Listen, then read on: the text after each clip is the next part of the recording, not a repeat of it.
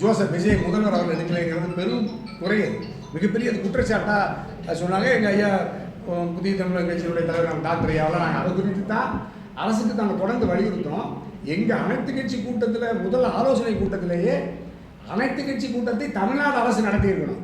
இன்னைக்கு கூட நீங்கள் மற்ற முன்னணி அவர்கள் கூட்டணியில் இருக்கிற அமைச்சரவையில் பங்கேற்றிருக்கிற ஒரு அரசியல் கட்சி தலைவர் கூட நீங்கள் பேசியிருக்காரு. வரட்டு பிடிவாதத்தை முதலமைச்சர் கைவிட வேண்டும். அனைத்து அரசியல் கட்சிகளையும் அழைத்து தமிழ்நாடு அரசு முதல்வர் தலைமையில் அந்த ஆலோசனை கூட்டத்தை நடத்தணும். கர்நாடகாவை கண்டிக்கணும். இப்போ நீங்கள் தமிழ்நாடு சட்டமன்ற பேரவையில் கூட்டம் நடக்குது, நிதி அறிக்கை கூட்டம் நடக்குது. ஏன் கர்நாடக அரசை கண்டித்து, அதற்கு துணைவோர் ஒன்றிய அரசை கண்டித்து மேகதாதுவில் அணை கட்டக்கூடாது, ஒரு கண்டன தீர்மானத்தை போடுங்க, ஒரு கோரிக்கை தீர்மானத்தை இந்த சட்டமன்ற கூட்டத்தொடரில் கொண்டுட்டு வரணும்னு எங்கள் அனைத்து கட்சி கூட்டத்தில் நாங்கள் முடிவெடுத்திருக்கிறோம். நாளைக்கு அந்த ஆர்ப்பாட்டத்தில் அந்த கண்டன உரையில் அந்த கோரிக்கையை அரசுக்கு வலியுறுத்துகிறோம். அதாவது 8 கோடி தமிழ்நாட்டு மக்களில் நாங்கள் அனைத்து அரசியல் கட்சிகள் எங்களுக்கு இருக்கிற அக்கறை கூட பிரதான கட்சிகளுக்கே இல்லை. திமுகவில் இதில் இல்லை, அதிமுகவில் இல்லை. எங்கள் டாக்டரையா திமுகவுக்கு அழைப்பு கொடுத்தாரு, அதிமுகவுக்கு அழைப்பு கொடுத்தாரு, அதிமுக வந்துச்சு, திமுக வரல, காங்கிரஸ் வரல. நாங்கள் எந்த காழ்ப்புணர்ச்சி தாவேக்காவையோ தனிப்பட்ட எங்கள் விஜய் மீது எங்களுக்கு எந்த வருத்தமும் இல்லை. ஒரு புதிய அரசு உருவாகி இருக்கிறது, இளைஞர்கள் மாணவர்கள் நம்பிக்கையோடு வாக்களித்திருக்கிறார்கள். அது ஒரு சில சீர்திருத்தங்களை கொண்டு வரும் என்று அவர்கள் அறிவித்தார்கள், வாக்குறுதி தந்தார்கள். ஆனால் அந்த சீர்திருத்தம் எல்லாம் நடைமுறையில் சாத்தியமா? அதை ஐயா கேட்டாங்க. நீங்கள் வருவாய் நிதிநிலை அறிக்கை தந்துருக்கீங்க. ஏற்கனவே நாங்கள்லாம் அரசியல் சட்டமன்றத்தில் ஐயா 2 முறை இருந்தாங்க, எங்கள் வேல்முருகன் ஐயா இருந்தாங்க, தனி அரசு 10 ஆண்டுகள் இருந்தோம், கலைஞர் அரசை பார்த்துட்டோம், அம்மா அரசை பார்த்தோம், எடப்பாடி, ஓபிஎஸ்.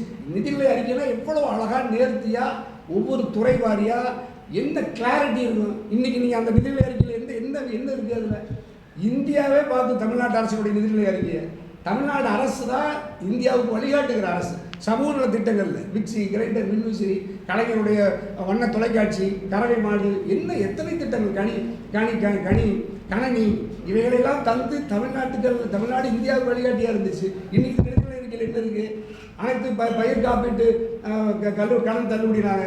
எங்கள் டாக்டரையா தலைவர் பட்டியலிட்ட மாதிரி எந்த வாக்குறுதி இதுவரைக்கும் நிறைவேற்றவில்லைங்கிற வருத்தம் கூட இந்த அரசுக்கு இல்லை. இப்போ மாண்புமிகு ஜோசப் விஜயை எங்களுக்கு அழைச்சி பேசலாம்ல. இப்போ நாங்கள்லாம் போராடுறோம். அதை தவிர உங்களுக்கு என்ன வேலை? இப்போ சினிமா துறை விட்டுட்டு விஜய் அரசியல் வந்துட்டீங்க. அரசியலில் முதலமைச்சராக கோட்டையில் இருக்கிறீங்க. கோட்டையில் ஏதாவது ஒரு முன்னணிய அரசியல் ஆலோசகர்களை, எங்களை மாதிரி அரசியல் கட்சி தலைவர்களை ஏதாவது குழுவாவோ தனித்தொட்ட முறையிலையோ அழைத்து பேசிடாவே வரலாறு இல்லை. அப்படின்னா நீங்கள் என்ன அரசியல் தமிழ்நாட்டில் முன்னெடுக்கிறதுக்காக இந்த முதலமைச்சர் முயற்சிக்கிறார். ஆனால் முதலமைச்சரும் அந்த கட்சி அவர்கள் நம்பி இருக்கிறவங்கள நாங்கள் மதிக்கிறோம். பெரிய வியப்பாக தான் இருக்குது. இந்த வாக்கு இவ்வளவு வரும்னு நாங்கள் எதிர்பார்க்கல. வாக்கு போட்டிருக்காங்க, மக்கள் தேர்ந்தெடுத்திருக்காங்க. நீங்கள் சொன்ன வாக்குறுதி நிறைவேற்றுங்கிறத எங்களுடைய கோரிக்கை. அதில் நீங்கள் காவேரி மேகதாது அணை கட்டக்கூடாது, கர்நாடக அரசு கண்டித்து ஒரு தீர்மானம் விஜய் போடணும். ஏன் போட மாட்டேங்கிறாரு? இங்கே காங்கிரஸ் துறையாக இருக்குது, அவங்க கூட்டணியில் தயவுல இந்த ஆட்சி நடக்குது. அப்படின்னா நீங்கள் பதவிக்காக தமிழ்நாட்டினுடைய நீராதார உரிமைகளை இழக்கிறீங்கல்ல. அப்போ உங்கள்கிட்ட என்ன உறுதி இருக்குது? அப்போ நீங்கள் பதவிக்காக ஏற்கனவே நீங்கள் குற்றம் சொல்லிய திமுகவை போல, அதிமுகவை போல நீங்களும் பதவி சுகத்துக்காக உரிமைகளை இழக்கிற ஒரு அரசாக, ஒரு கட்சியாக இருக்கிறதுக்கு நீங்கள் என்ன மாற்றத்தை கொண்டு வந்தீங்க? அதுதான் மக்கள் கேள்வி. எங்களுக்கு எந்த தனிப்பட்ட முறையில் எந்த வெறுப்பு இல்லை. ஆகவே இந்த நிதிநிலை அறிக்கையில் சட்டமன்ற பேரவையில் கர்நாடகாவை கண்டித்து மேகதாது அணை கட்டக்கூடாதுன்னு தீர்மானம் கொண்டு வரணும். எங்கள் வேல்முருகன் சொன்ன மாதிரி நீட்டில், உயர்கல்வி, மருத்துவத்தில் தமிழ்நாட்டுக்கான இடங்கள் 150 இடங்களை குறைத்ததில் எல்லாம் நீங்கள் ஒரு விரிவான அறிக்கை தரணும். வெறும் சாதாரண ஆதவர்ஜனாவையும் நிர்மல்குமார் மாதிரி ஏதோ சும்மா திரைப்படத்தில் மாதிரி நீங்கள் காமெடியாக அறிக்கை கொடுத்துக்கிட்டு 8 கோடி மக்களினுடைய வாழ்வாதாரத்தை மடைமாற்றுகிற அரசை நிர்வாகத்தை நீங்கள் நடத்தக்கூடாதுங்கிறதுனால தான் நாங்கள் திமுக, அதிமுக, தாவேக்கா செய்யாத வேலையை அனைத்து கட்சி கூட்டத்தை டாக்டரையா முன்னெடுத்துருக்குறாங்க, எல்லாம் தலைமை எடுத்து. அப்போ நீங்கள் இந்த கட்சி இப்போ திமுகவை விட, அதிமுகவை விட, தாவேக்காவை விட கூடுதல் பொறுப்போடு செயல்படுகிற எங்களுடைய அனைத்து கட்சி கூட்டத்தில் இருக்கிற முடிவுகள் தமிழ்நாட்டு மக்களில் 8 கோடி மக்களின் நம்பிக்கையை, உணர்வுகளை பிரதிபலிக்கிற, மக்களின் உரிமைகளை பாதுகாக்கிற கூட்டமைப்பாக எங்களுடைய அனைத்து அரசியல் கட்சிகள் கூட்டமைப்பு இயங்கும். அதுக்காக நாங்கள் தொடர்ந்து ஒவ்வொரு வாரமும் கூடி மக்கள் நாட்டில் நடக்கிற எல்லா விவகாரங்களையும் நாங்கள் தலையிட்டு அரசு நல்லது செய்தால் பாராட்டுவோம், அரசு தவறு செய்தால் அதை சுட்டி காட்டுவோம்.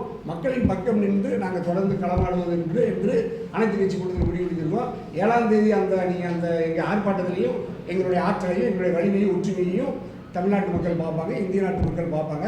இதன் மூலமாக 8 கோடி தமிழ் மக்கள் எங்களை அங்கீகரிக்கணும், எங்கள் கூட்டமைப்பை ஆதரிக்கணும், ஊடக உறவுகளும் எங்களை தொடர்ந்து ஆதரிக்கணும். நாங்கள் வந்து பதவிக்காக இல்லை, பதவி எதிர்பார்த்து நாங்கள்லாம் எங்கள் நிலைகுறிஞ்ச காலத்திலிருந்து போராடுகிற இயக்கங்கள் தான். நாங்கள்லாம் யாருக்காகவும் எதற்காகவும் நாங்கள் உரிமையை இழக்கவோ மக்களுக்கு எதிராக நாங்கள் எந்த காலத்திலையும் நாங்கள் அரசியல் செய்ததில்லை. பல்வேறு வழக்குகளை சுமந்திருக்கிறோம், பல இன்னல்களை சந்திச்சிருக்கோம். ஒன்று 2 சட்டமன்ற உறுப்பினர்களை வைத்துக் கொண்டு பிரதான ஆளுங்கட்சி கட்சி எதிர்கட்சியை விட கூடுதலாக மக்களுக்கு உரிமைகளை பெற்றுக் கொடுத்திருக்கிறோம். 70 விடுதலையில் டாக்டர் ஐயாவும் எங்கள் வேலையாவும் தனியரசும் போன்ற நாங்கள்லாம் 70 விடுதலையில் 28 ஆண்டு காலம் சிறையில் இருந்த பேரறிவாளர் நளினியை விடுவிச்சோம். ஜல்லிக்கட்டு போராட்டத்தில் மீட்டெடுத்தோம். எத்தனை வகையான காவிரி ஊற்றுநீர் IPL கிரிக்கெட் போராட்டத்தை முன்னெடுத்தோம். ஆகவே பல்வேறு போராட்டங்களை முன்னெடுத்து தமிழ்நாட்டு மக்களுக்கு உரிமைகளை வென்றெடுத்த இயக்கம் நாங்கள்லாம். ஆகவே இப்பொழுது நாங்கள் சட்டமன்றத்துக்குள் இல்லாமல் இருக்கிற நாங்கள் 3 பேர். அடுத்து வருகின்ற எந்த தேர்தலாக இருந்தாலும் சட்டமன்றமோ நாடாளுமன்றமோ கட்டாயமாக மக்கள் ஆதரவோடு நாங்கள் உள்ளே இருந்து அந்த மக்களுக்காக குரல் கொடுப்போம். இப்போ மக்கள் மன்றத்திலிருந்து ஊடகத்தின் வழியாக தொடர்ந்து மக்களுக்காக போராடுறோம். தேர்ட் ஃப்ரெண்ட் அப்படின்னு வந்து தமிழகத்தில் 3ஆம் இடம் அப்படின்றத உள்ள வந்துட்டு இருக்காங்க. நிறைய இடங்கள் வந்து இப்போ நீங்களாம் கூட்டணியை சேர்ந்த இதில் பார்த்தா வந்து தேர்ட் ஃப்ரெண்டுக்கான ஸ்டார்ட் அப்னு நம்ம எடுத்துக்கலாம். இல்லை, அதாவது வந்து எடுத்தோடனே இது வந்து ஒரு பொலிட்டிக்கல் ஆல்டர்னேட்டிவ்னு முத்திர குத்த வேண்டாம். பட் பீப்புள் மக்களுடைய பிரச்சனைகளுக்கான ஒரு ஆல்டர்னேட்டிவ், அது ஒன்றும் சந்தேகமே இல்லை. மக்களுடைய பிரச்சனைகள் என்ன, அரசு செய்யாத போது, பிரதான எதிர்க்கட்சிகள் தங்களுடைய கடமைகளை ஆற்றாத போது வந்து எல்லாருமே பேசாமல் இருக்க முடியாது. ஸோ அந்த இடத்துல நாங்கள் நிற்கிறோம். இதை வந்து விரிவுபடுத்துவோம். இது எப்படியெல்லாம் எக்ஸ்பேன்ஷன் ஆகுங்கிறது நாளடைவில் நாங்கள் சொல்கிறோம். இன்னும் நிறைய பேர் இன்றைக்கி வர முடியாது.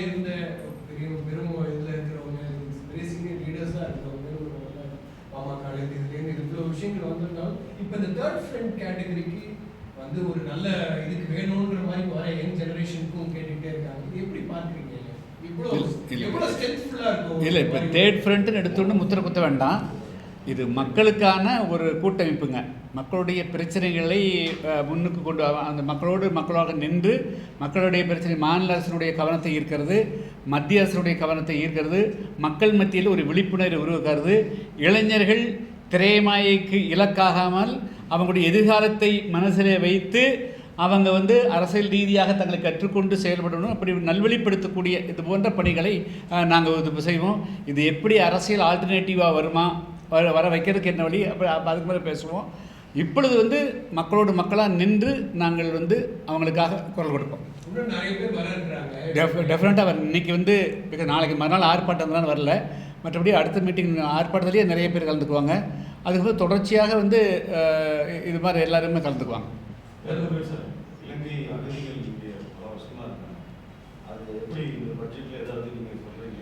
இல்லை, நான் ஏற்கனவே தமிழ்நாட்டின் முதலமைச்சர் அவர்களுக்கு ஒரு வேண்டுகோள் வைத்திருக்கிறேன். அதாவது தமிழ்நாடு அரசு இலங்கை தீவில் வாழ்கின்ற தமிழ் மக்களுக்கு ஒரு நிரந்தர அரசியல் தீர்வை எட்டுவதற்கான கடந்த காலத்தில் அம்மையார் ஜெயலலிதா அவர்கள் நிறைவேற்றியது போல் ஒரு பொது வாக்கெடுப்பு ஒன்றுதான் அவர்களுக்கு நிரந்தர தீர்வாக இருக்கும் என்கிற ஒரு தீர்மானத்தை புதிய தமிழக வெற்றிக்கழக அரசு நிறைவேற்றி ஒன்றிய அரசுக்கு ஒரு அழுத்தம் தர வேண்டும். அங்கு நடந்தது இனப்படுகொலை தான் என்பதும் அந்த தீர்மானத்தில் அடங்க வேண்டும். அதுபோன்று இங்கு அந்த போரினால் பாதிக்கப்பட்டு சிங்கள பௌத்த பேரினவாத இராணுவத்தால் பாதிக்கப்பட்டு படகு வழியாக விமானங்கள் வழியாக உயிர் தப்பினால் போதும் என்று வந்து தங்கியவர்கள் தற்போது காவல்துறையால் கைது செய்யப்பட்டு சிறப்பு முகாம்களிலும் புழல் சிறையிலும் அடைக்கப்படுகிறார்கள். அது கூடாது. அப்படி அடைக்கப்பட்ட அனைவரையும் உடனடியாக விடுதலை செய்ய வேண்டும். இன்றைக்கு இப்போ சில தொலைக்காட்சியில் நான் செய்தி பார்த்துட்டு உள்ளே வந்தேன். கும்மிடிப்பூண்டி முகாமில் அங்கே இருக்கிற முகாமில் ஏற்பட்ட ஏதோ ஒரு பிரச்சனைக்காக ஒரு 20க்கு மேற்பட்ட காவல்துறையினர் உள்ளே புகுந்து அத்துமீறி பெண்களை எல்லாம் பிடிச்சி தள்ளி விட்டு அவர் பெண் போலீஸு இல்லாத நூற்றுக்கணக்கான பெண்கள் அப்படி நைட்டி உடையோட இரவு உடையோடு இருக்காங்க. அவங்கள அந்த உடையோட பிடிச்சி முடியை பிடிச்சி கொத்தாக இழுத்து தூக்கிறது, தள்ளி விடுறது, அதெல்லாம் செய்கிறாங்க. அதெல்லாம் ரொம்ப பெரிய அராஜகம். அதெல்லாம் தயவுசெய்து அப்படி நடவடிக்கைகளை தமிழக வெற்றிக்கழக அரசு ஈடுபடக்கூடாது. அதனால் ஈழத்தமிழர்களுக்கான அந்த இனப்பிரச்சனையில் இப்போ வந்து தீபத்திய அகதிகளை இங்கே வந்து நம்ம அகதியாக அங்கீகரித்து அவர்களுக்கான குடியுரிமை, வாகனம் வாங்குகிற உரிமை, சொத்து வாங்குகிற உரிமைலாம் இருக்குது. ஆனால் ஈழத்தமிழர்களுக்கு உயர்கல்வி இப்போ நான் படிக்க வைக்கிற ஒரு 5 குழந்தைகள் இப்போ இந்த ஆண்டு +2 முடிச்சிட்டாங்க. ஆனால் அவங்களுக்கு இந்த வரையிலும் உயர்கல்வி படிக்க முடியல. இதற்காக முதலமைச்சருக்கு நான் கடிதம் எழுதி 1 மாதம் ஆகுது அவங்களுக்கு உயர்கல்வியில் சேர்த்துங்கன்னு. ஏற்கனவே துவக்கப்பள்ளியில் கூட உயர்நிலைப் பள்ளியில் கூட படிக்க முடியாது. நான் சட்டமன்ற உறுப்பினராக இருக்கும்போது தான் கலைஞரிடத்தில் பேசி அந்த அனுமதியை பெற்றேன். அதேமாதிரி அவர்களுக்கு வீடு கட்டி கொடுங்க அப்படின்னு சொன்னேன். ஆனால் அதெல்லாம் செய்கிறாங்க. ஆனால் இன்றைக்கி அவங்க பிஇ படிக்க முடியாது, மருத்துவம் படிக்க முடியாது. அதற்கான உயர்கல்வி படிப்பிற்கு அவருக்கு அனுமதி இல்லை. அதுமாரி ஒரு வாகனத்தை வாங்கி ஒரு இருசக்கர ஒரு டிஎஸ்பிடி கூட வாங்கி அவங்க பேரில் பதிவு செய்ய முடியாது. 2 சென்ட் உழைச்சி சம்பாரித்து சொந்தமாக ஒரு வீடு கட்டிக்கிறதுக்கு அனுமதி இல்லை. அதனால் இந்த கொடுமைகள் எல்லாம் இங்கு நடந்தேறி வருகிறது. இதுக்கு முற்றுப்புள்ளி வைக்கப்பட வேண்டும். அங்கே அகதி முகாமில் அந்த அப்பாவி ஈழத்தமிழர் தாய்மார்களை மிக மோசமாக கையாண்ட காவல்துறை அதிகாரி மீது தமிழக அரசு கடுமையான நடவடிக்கை எடுக்க வேண்டும். இது எங்களுடைய கோரிக்கை. அதாவது ஈழத்தமிழர்கள் மட்டும் இல்லை, இப்போ மாஞ்சோலையில் பாதிக்கப்படுகின்ற தமிழர்கள், சொந்த தமிழ்நாட்டுடைய பூர்வீக குடிமக்கள், அவர்கள் இன்றைக்கு இத்தனை ஆண்டுகளாக 4 தலைமுறை 5 தலைமுறையாக வாழ்ந்தவர்கள் இன்றைக்கு அகதிகள் போல் அவர்களை எல்லாம் வெளியேற்றுகிறார்கள். இது குறைக்கப்படணும். அதேமாரி உங்களுக்கு ஊட்டி நீலகிரியில் 80,000 ஹெக்டேர் தமிழ்நாட்டை சாராத வேறு மாநிலத்தை சேர்ந்தவர் இந்த மண்ணின் பூர்வீகுடி SC ST தோடா மலைவாழ் மக்களுக்கு சொந்தமான இடத்தை குத்தகை என்ற பெயரில் கைப்பற்றி இன்றைக்கு அதை அவங்க பேருக்கு பட்டா மாற்றிருக்காங்க. அதை எதிர்த்து நான் உயர்நீதிமன்றத்தில் வழக்கு தொடுத்தேன். இந்த அரசு பொறுப்பேற்ற 3 மாதத்தில் 3 வாய்தா வாங்கிட்டாங்க. அந்த 80,000 ஏக்கர் யாருக்கு சொந்தம்னா தேவேந்திரகுல மக்கள், SC ST மக்கள் என்று சொல்லக்கூடிய மலைவாழ்வு மக்கள், அங்கே இருக்கக்கூடிய தாழ்த்தப்பட்ட தமிழர்களுக்கு சொந்தமான நிலம். ஆனால் இன்றைக்கி பன்னாட்டு கம்பெனி வந்து டீ எஸ்டேட் வச்சுக்கிட்டு இன்றைக்கி லீஸுக்கு எடுத்தும் போரிய அதிகாரிகளை கையில் வைத்து தான் பேருக்கு பட்டா மாட்டியிருக்கலாம். இதை இந்த அரசுக்கு நான் தனிப்பட்ட முறையிலையும் சொன்னேன், கடிதம் எழுதினேன். கடந்த அரசு கூட நாங்கள் சட்டமன்றத்தில் தீர்மானம் கொண்டு வந்தால் பேசினேன். ஒரு நடவடிக்கை இல்லை. ஆக பணக்காரர்களுக்கான அரசாக இது இருக்கக்கூடாது. பாமர ஏழை உழைக்கும் வர்க்கத்திற்கான பாட்டாளிக்கான அரசாக இந்த அரசு செயல்படணும். அதுதான் மாற்றம் என்று நாங்கள் நினைத்தோம். அப்படி ஒரு மாற்றம் நடக்கும், அப்படி நடந்தால் வரவேற்புக்குரியது என்று எண்ணினோம். ஆனால் இங்கே கடந்த கால திமுக அதிமுக திட்டங்களுக்கு முன்னால் வெற்றி என்கிற பெயரை போட்டு புதிய திட்டம் போல் அறிவிக்கிறார்கள். எல்லா திட்டங்களும் நீங்கள் இன்றைக்கி அவங்க அறிவித்த பட்ஜெட் உரையில் பார்க்கும்போது அது தெரியும். ஆக இது மாற்றம் இல்லை, இது மாற்றமல்ல. இது நிச்சயமாக இது பெரும் ஏமாற்றமாகத்தான் எங்களுக்கு அமைந்திருக்கிறது. ஒரு இலங்கை தமிழருக்காக பேசுனீங்க. இப்போ இலங்கையிலே இப்போ அங்கே என்ன நடக்குதுன்னா, தமிழர்களுடைய அந்த தமிழ் உணர்வுகளை மலங்கடிக்கக்கூடிய வகையில் அங்கே பிரெயின் வாஷ் பண்ணுறாங்க. கம்ப்ளீட்டாக தமிழர்களுக்கு எந்த விதமான பிரச்சனையும் இல்லை என்பதை போன்று அங்கே ஒரு தவறான கருத்துக்கள் பரப்பப்பட்டு அங்கே ஒரு பிரெயின் வாஷ் நடந்துட்டு மொத்தமாக அந்த தமிழ் ஈழம், தனித்தமிழ்நாடு, தமிழர்களுக்கான தனி வாழ்வுரிமை அதை மழுங்கடிக்கக்கூடிய வகையில் இப்போ எல்லாம் செயல்படுறாங்க.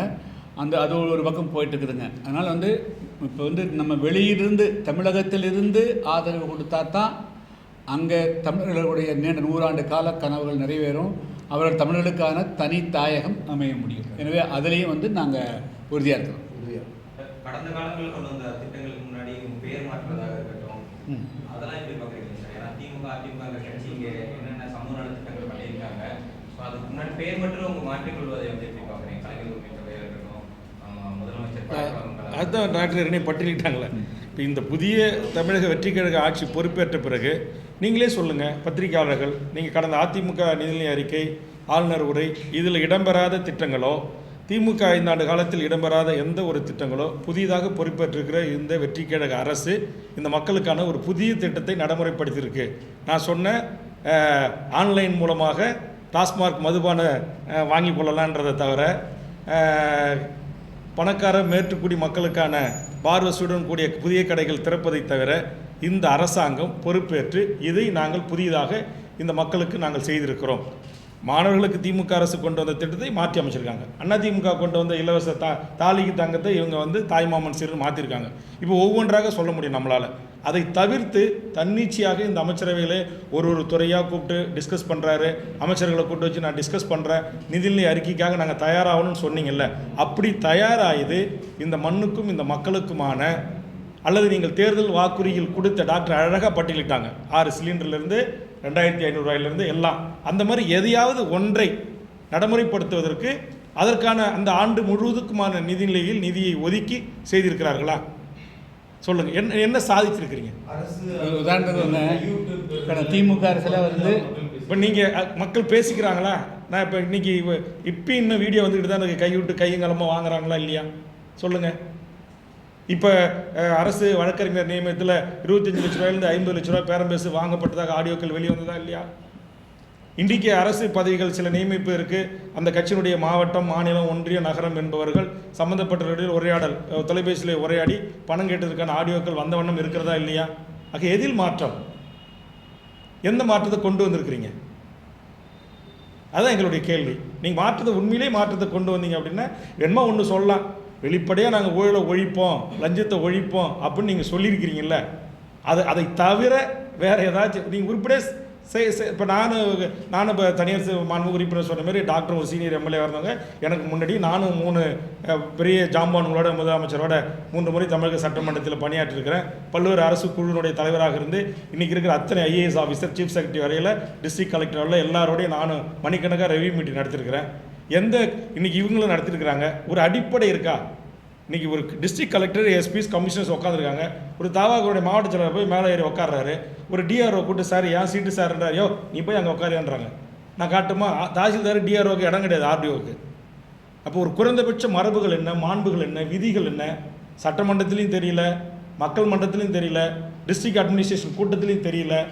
இன்றைக்கி பாருங்கள், நேற்றுக்கு ஒரு விழாவுக்கு போகிற ஒரு அமைச்சர் அங்கே டிவிகே அப்படின்னு மாணவர்களை முழக்கமிடுறாரு. ஒரு கட்சியினுடைய பிரமுகர். உடனே அந்த பாவம் அந்த மழை செல்வங்களும் திரும்ப முழக்கமிடுறாங்க. கொடியை கொடுத்து கட்ட சொல்கிறீங்க, கொடியை கொடுத்து வரவேற்புக்கு நிறுத்துறீங்க.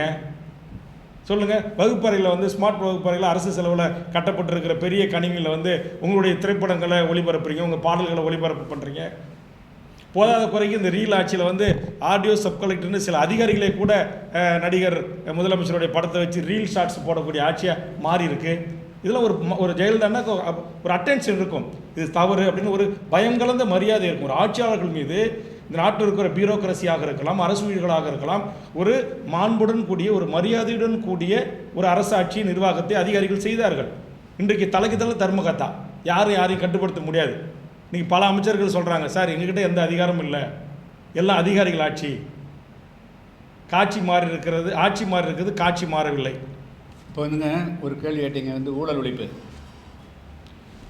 அந்த ஊழல் ஒழிப்பு உண்மையாக இருக்கும் பட்சத்தில் தமிழ்நாடு அரசு நாங்கள் கேட்குற கேள்விக்கு மட்டும் பதில் சொல்லணும். கடந்த காலங்களில் இப்போ ஒரு உதாரணத்தை தான் சொல்கிறோம். 1 கிலோமீட்டர் சாலை போடுறது அப்படின்னா அது சரி 1 கோடி ரூபாய் என்று சொன்னால் அது 1 கோடி ரூபாய் 20 லட்சம் ரூபாய் கூடுதலாக போடுவாங்க. எஸ்டிமேட்டு கூட இருக்கும். இப்போ இந்த அரசு வந்த பிறகு இப்போ 15,000 கோடி 20,000 கோடி ரூபாய் சாலைக்கு ஒதுக்குவதாக சொன்னால், கடந்த காலங்களில் அது எப்பொழுது இருக்கட்டும், கடந்த காலங்களில் 1 கிலோமீட்டர் சாலை அமைப்பதற்கு கடந்த காலங்களில் ஒரு 20% 30% கூடுதலாக வாங்கினார்கள். நாங்கள் இதன் மூலமாக ஊழலை ஒழித்து சரியாக இவ்வளவு தான் கொடுக்க போகிறோம், இவ்வளோ தான் டெண்டர் ஃபிக்ஸ் பண்ணுறோம் அப்படின்னு இந்த அரசு வெளிப்படையாக சொல்லணும். ரெண்டாவது, இன்னொரு முக்கியமானது டாஸ்மாகில் இப்போ 1000 கோடி ரூபா லாபம்னு சொல்கிறீங்க. 1 ml, அதாவது 150 ml ப்ரொடக்ஷனுக்கு காஸ்ட் எவ்வளோ தான் வருது. அதை ஏன் இந்த அரசு வெளிப்படையாக நீங்கள் சொல்ல மாட்டேங்கிறீங்க?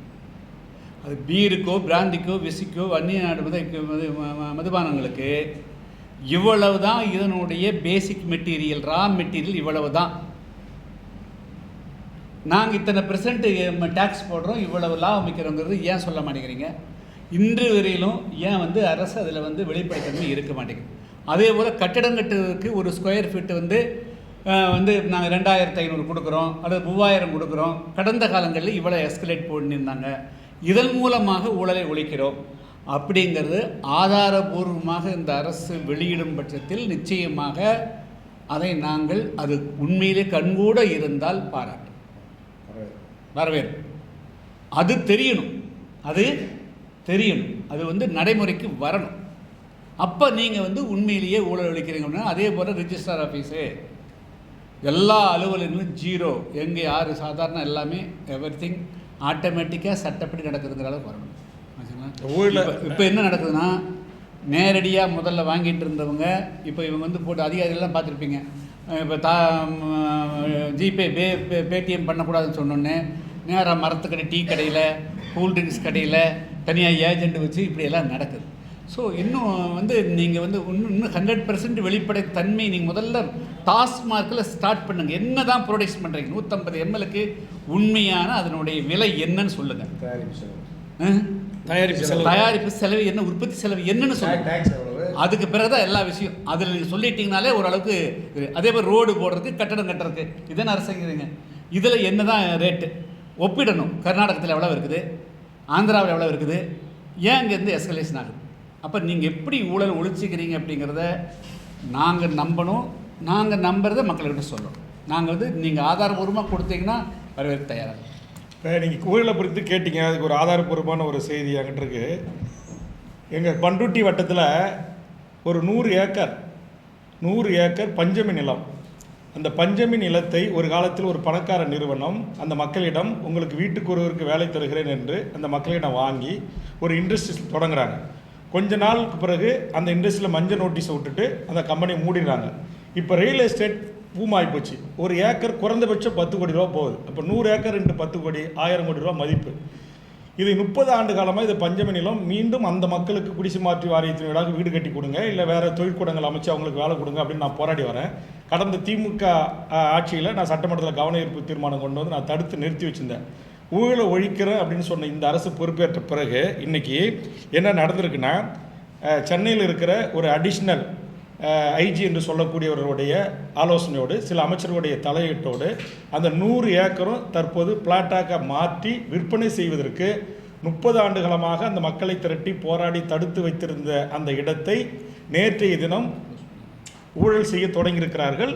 அதுக்கு வந்து ரேட் ஃபிக்ஸேஷன் பண்ணி அதை பிளாட் போட்டு விற்கிறதுக்கான முயற்சியில் இந்த புதிய அரசு அந்த தனியார் பிரைவேட்டு முதலாளிக்கு ஆதரவாக நடந்து கொண்டிருக்கிறது. இப்போ அதுக்கான கவன ஈர்ப்பு ஒத்திவைப்பு தீர்மானம் அந்த கடிதம் எல்லாமே இதை இருக்குது. நீங்கள் பாருங்கள், அதில் வந்து இந்த நிலம் வந்து இதுவரை இந்தமாரி தாழ்த்தப்பட்ட மக்கள் தானது அப்படின்னு 1926 டேட்டாஸ் நான் எடுத்திருக்கிறேன். இது என் கையில் இருக்குது. நீங்கள் வேணுமா பத்திரிகைக்காரங்க ஜூம் பண்ணி வேணும்னா போடுங்க. இது அப்போ இருந்த அந்த தாசில்தார் கொடுத்துருக்கிறார், பண்ருட்டி தாசில்தார் என்கிட்ட இருக்குது. இது வந்து பஞ்சமி நிலம் தான் அப்படின்றத, இதை விற்கவோ வாங்கவோ கூடாது அப்படின்னு அவர் கொடுத்துருக்கிறார். ஓகே. ஆனால் இன்றைக்கி இது வந்து ரியல் எஸ்டேட் வணிகமாக மாற்றப்பட்டால் அப்போ இது அந்த பத்திரப்பதிவு துறையில் ஊழல் நடந்ததா இல்லையா?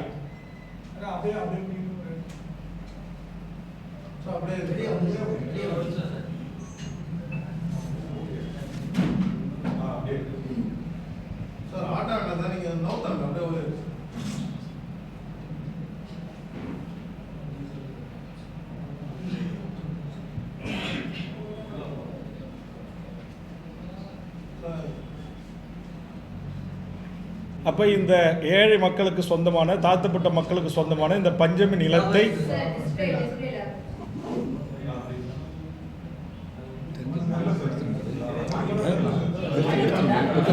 எடுத்துரும்.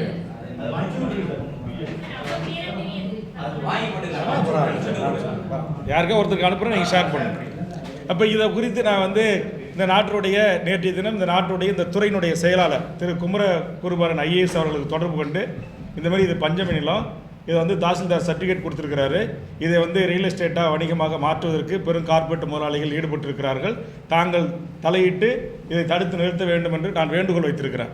ஒரு துறையின் செயலாளர். ஆனால் இவரையும் மீறி நேற்றைய தினம் அந்த ஃபிக்ஸேஷன் என்று சொல்லக்கூடிய டிஐஜி அண்ட் டிஆர் செஞ்சுருக்காங்க. அவங்கள தொடர்பு கொண்டு கேட்டபோது மேலெடுத்து உத்தரவுன்றாங்க. அப்போ பஞ்சமி நிலத்தை பிளாட் போட்டு விற்பதற்கு எந்த மேலிடம் அனுமதித்தது? மாண்புமிகு ஊழலை ஒழிக்க வந்த தமிழ்நாட்டு முதலமைச்சர் அல்லது பத்திரப்பதிவுத்துறை அமைச்சர் இதற்கு பதில் சொல்வாரா? என்னுடைய கேள்வி. அடுத்துங்க, பழனி கோயில், மதுரை மீனாட்சி அம்மன் கோயில், தினம் ஒரு கோயில் வந்து அது வெளியே வந்துட்டே இருக்குது, வந்து கோயில் நிலங்களை பட்டா போடுறாங்க. அதுக்கெல்லாம் ஒன்றுமே தீர்வு வரலையே. இன்றைக்கி வந்து சிபிசிடிக்கு ஒப்படைச்சு ஒரு சாதாரண ஒரு கோயிலினுடைய நிலம் ஒரு 1 ஏக்கர் யார் பண்ணாங்க, யார் தூண்டல் பண்ணாங்க, யாருக்காக பண்ணாங்கிறது கண்டுபிடிக்கிறதுக்கு எவ்வளோ நாள் ஆகுமா? அப்புறம் எப்படி இந்த அரசு செயல்படுது? இந்த அரசு எப்படி மக்களுக்கு நீதி வழங்கும்? அதனால் நல்லா செயல்படும். இந்த அரசு செயல்படட்டும். செயல்படாமல் செயல்படுறதாக அரசாக சொல்லிட்டு பிரயோஜனம் இல்லை. Okay, thank you. ஓகே, நன்றி. தேங்க்யூ.